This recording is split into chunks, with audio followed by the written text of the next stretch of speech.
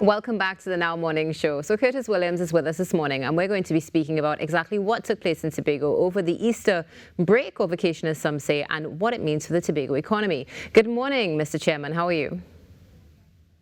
Good morning, Natasha, and good morning to your viewers and listeners on TGT. It's a pleasure being here. Thank you so much for being with us this morning. Hoping you had a happy Easter, and of course you are back on the ground ready to go running. And starting off with us this morning, so tell us, Mr. Chairman, one of the first things that everybody's been focusing on is the activity, the hustle and bustle that took place during the Easter vacation. Were there any trends that you noticed specifically with business activity in Tobago? Natasha, with the absence of the judge experience, we know that was a signature event during the Easter weekend. And with the absence of the judge experience, we had a set of satellite events across the island.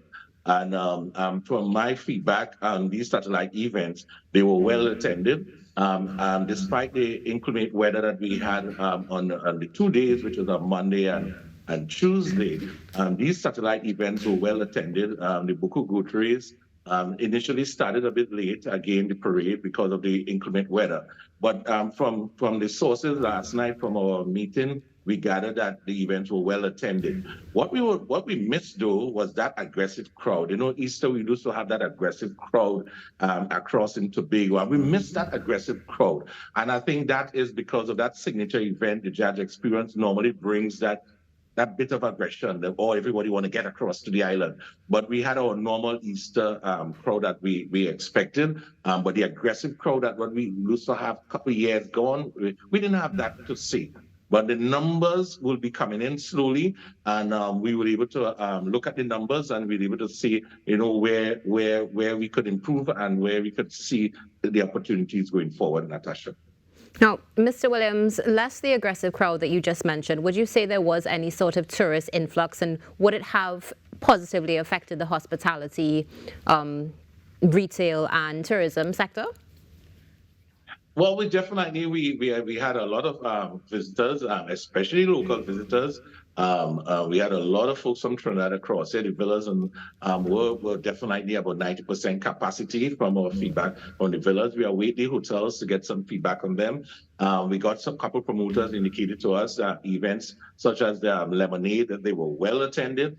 Across the island, the Esplanade event was well attended as well. So we see that there's an upswing in coming up to the island in terms of this event. With the absence of the jazz experience, we're hoping that next year some private sector take the golden opportunity to sit with the THE and where we could pull out or bail out a bit of jazz across the island, with giving it a more international flavor like what we used to have with the jazz experience. So we could bring some main artists and really pump up the weekend a bit more. Excellent. So, of course, we're hearing that continued. This is a theme that we've heard running through with many when it comes to the change in jazz in Tobago, specifically on the Easter weekend. In addition to that, do you think, or would you have any recommendations of perhaps events, some initiatives that can be taken up in Tobago in order to ensure that next Easter we see a positive effect on the economy? Well, definitely. What I would like is the various stakeholders to sit among each other and let's develop a holistic plan for the Easter vacation, and not just a satellite or just one-off.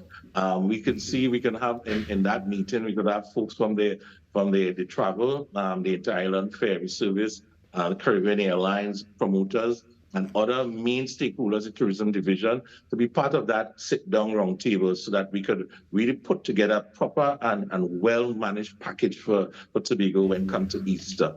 And I'm looking forward to that sort of meeting where we can pull those stakeholders together. And we'll definitely look forward to the results of that as well, because of course it's something that many will enjoy, not just tourists coming in internationally, but those of us right here when it comes to domestic tourism. Now, we focused on what would have been the bigger events, and we know that there were big things that happened, of course, over the Easter weekend. But what about small businesses? Were small businesses positively impacted over this Easter weekend, and how? Well, I have noticed a lot of small vendors. They were out, they craft folks were out there. The artists were there. The local artists, some of them got small gigs on the island. So it was really good for to see that some of the vendors and these smaller business there. On the island doing their sales, etc., throughout Scarborough and Buccoo. And I applaud that as we're going forward. And we also want to say thanks to the Port Authority for getting the vessels up and running. We had the sailing. It was quite smooth. Caribbean Airlines, we knew that earlier the week, or by Wednesday, Thursday, there was a bit of issue there with standby, but CAL management sprung into action and they sought the situation out. Even the top management were here in Tobago as well, looking over what was happening over that period. And we want to say thanks to CAL and the Inter-Island Ferry service for such a smooth running. This is excellent to hear, specifically when you mention, of course, that inter-island transportation and Caribbean Airlines as well, because, of course, the grouse of many is when it comes to any sort of long weekend, specifically something big like Easter weekend. It can be a challenge. And it's interesting that you mentioned the standby in particular, because would it be fair to say, before I go any further, would it be fair to say that we saw less visitors coming across to Tobago during the Easter season?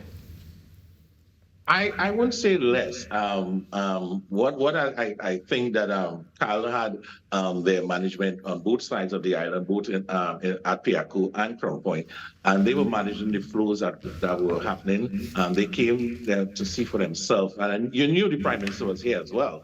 So I know everyone was on their P's and Q's, but they managed it. Yes, we had one and two delays in terms of standby folks waiting to get on board, but I think overall it was managed successfully, and we did get to move folks as we like to see. As I indicated early on, we need a signature event. The jazz experiences to give us that aggressive crowd to put with the international night when we also have all these foreign artists coming out, and that's something like that we need to have throughout when we talk about jazz within the Tobago space for Easter. Excellent. So going back to the transport for a moment, it's good to hear that it was effectively managed. Very positive outlook considering things that we would have heard from the past. But now going on to the signature event that you just mentioned, would you say that within Tobago locally, there is that drive and there are enough resources to put on a show of international caliber that's going to be able to drive the economy and bring in that amount of tourists that are necessary to see stability and change?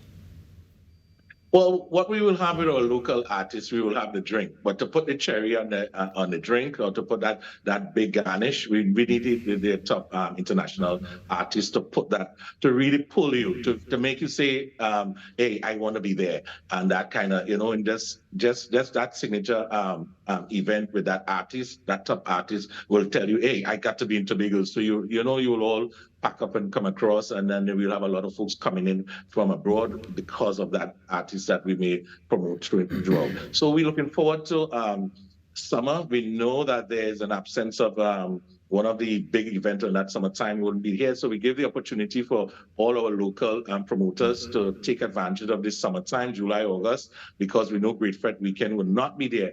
So we ask, come sit with us. Let's talk about what we can do for the summertime. And we know the bumper Tobago Carnival, that's going to be a big thing for us. And I'm seeing the numbers starting to creep up already, Natasha. So trust me, make your bookings early because you're going to be left behind. Definitely make your bookings early, that is for sure. In fact, it's interesting that even though we've had these cancellations, we do see smaller events that are taking place and are definitely going to be drawing a crowd. I mean, when you go on to travel sites to book flights, you'll find certain weekends already sold out, not just from the regular going across Tobago to have a relaxing weekend, but to attend events. Now, do you think by having these series of small events in the meantime is going to be able to compensate for the loss Tobago has suffered from the cancellation of numerous events this year? That's correct. The small events in nature, once we keep them tight, keep it good, keep it quality, I think will really do the trick. So that we're looking forward to July, August summer vacation. We are asking some of our local promoters to come and partner with us in Tobago and really get that whole summer time with going for us. We look forward to that. I'm looking forward to seeing many changes. Now, Mr. Williams, we did touch on your recommendations for the future when it comes to Easter, and you mentioned a big event. But let's talk about, on the whole, recommendations for the future for Tobago to ensure that we see some sort of returns. What would be the first thing that comes to mind for you? Natasha, we need a game changer. We need something big. We need something happening. We know the new terminal building is coming along, but Natasha, we need something. We need a foreign direct flight coming in here. Something bigger, international chain hotel. Natasha, we have to look for a game changer, and we're talking to the relevant folks across the island. What will really make that game changer? We know having an international direct flight coming in from whether it's from Africa or any other parts of the world, we will need certain things in place. We will need the hotel stock, the room stock will definitely have to be up. We need the 5-star rooms, Natasha. We can't do the rooms we have in Tobago are just 2-star. And if we want to bring all these direct flights and we want to bring in all that game changer, we need to up our room stock here on island. So hence the reason why we're asking for an international chain to come sit with us first, sit with the private sector. Don't sit with the politicians, sit with the private sector first. Let's have the discussion. And then we will use the government as the enabling vehicle, and don't do the other way around. Sit with the government. No, come with us, sit with the private sector. Let's speak to the environmental folks. Let's speak to all the other folks. Let's speak to the business folks on the island. Let's speak to the tourism and all the other stakeholders in the game. And then we can say, government, listen to me. This is what we have. We would like you to enable the environment, put all the necessary in place to make that game changer work. Hearing you loud and clear, Mr. Williams, particularly, of course, as we speak of these events that will bring more people into the country, the next concern comes of, is there sufficient infrastructure? Will it be able to handle it? Do we have that tourism sector in place to be able to deal with it? So your call is heard loud and clear. Mr. Williams, do you have any closing comments for Trinidad and Tobago this morning? Yeah, I just want to encourage us. No, we have our Cabo Star is going on dry dock. Don't panic. The Port Authority is putting the necessary in place to alleviate any kind of possible down time or within moving goods between Trinidad and Tobago. We await that press release over the weekend as to the replacement vessel to assist us going forward. And Tobago is open for business. We encourage all our international friends to come in and let's sit and have a conversation because we are open for business and we are ready for you. Excellent. Thank you so much, Mr. Williams, for joining us this morning. Have a wonderful day. Thanks again, Natasha, and thanks to your viewers and listeners.